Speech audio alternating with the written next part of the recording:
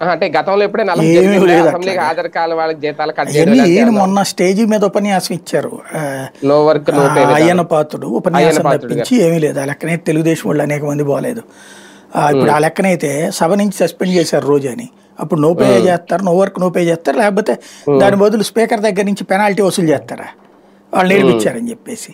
లేదు కదా, ఉమ్, సుప్రీంకోర్టే తీర్పిచ్చినా రానిలా. అవును. కాబట్టి ఇవన్నీ ఏంటంటే జనాలకు వినడానికి, అదేది విద్యావంతులైనటువంటి మేధావులు వినడానికి బాగుండే పదాలు ఇట్లాంటివన్నీ కూడా అదే అదే. ప్రాక్టికల్గా జరిగేది కాదు. అయితే ఇక్కడ ఉమ్, నేను విన్నటువంటి పాయింట్ ఏంటంటే, నిన్న వాస్తవంగా సాధారణంగా మీకు ఇంతకుముందు కూడా ఐడియా ఉండి ఉంటుంది. మీరు సబ్ ఎడిటర్గా పనిచేసిన రోజుల్లో, ఉమ్, నేను జర్నల్ ఉమ్, రిపోర్టింగ్లో చేసిన రోజుల్లో కూడా ఈ శాసనసభ ప్రారంభమయ్యే ముందు ఉమ్.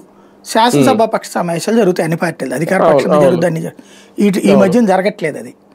ఉమ్. నిన్న ఇది బీజేపీ మాధవ్ ఒక్కడు బిఎస్. పెట్టాడు ఫస్ట్. వాళ్ళది ఎమ్మెల్యేలు ఎమ్మెల్సీలతో మీటింగ్, ఎమ్మెల్యేలు ఎమ్మెల్సీలతో కలిపినే ఉండేది శాసనసభ పక్ష సమావేశం. అవును, అవును. ఉమ్, ఆ తర్వాత జనసేన పెట్టింది, ఉమ్, ఆ తర్వాత వైఎస్ఆర్ కాంగ్రెస్ పార్టీ పెట్టింది, తెలుగుదేశం ఉమ్, పెట్టలేదు. ఇంకా అధికార పక్షం కూడా ఉమ్, పెట్టాలి అట్లా లెక్క ప్రకారం.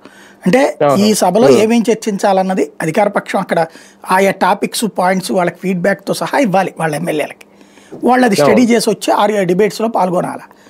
ఉమ్, అదే సమయంలో ఈయన ఎట్టా ఎదుర్కోవాలో వాళ్ళు పేపర్స్తో రెడీ అవ్వాలి అపోజిషన్. ఉమ్, ఉమ్, ఇది సంప్రదాయం. ఉమ్, అయితే ఈ సంప్రదాయం ఈ మధ్యన చచ్చిపోయింది. ఉమ్, అయితే నిన్న జగన్ దగ్గర మాత్రం మళ్ళీ మీటింగ్ జరిగింది. జరిగినప్పుడు కొంతమంది ఎమ్మెల్యేలు ప్రస్తావించారట. ఇప్పుడు వాళ్ళు ఈ అనర్హతలు ఈ అంటే అప్పుడు జగన్ ఈ అన్నాడట, రామారావుని చేశారా లేకపోతే ఇంతకుముందు చంద్రబాబుని మనం చేశామా అంటే. కానీ అప్పుడు మనం అంటే మంచితనంతో ఉన్నాం సరే, అప్పుడు కాంగ్రెస్ మంచితనంతో ఉంది.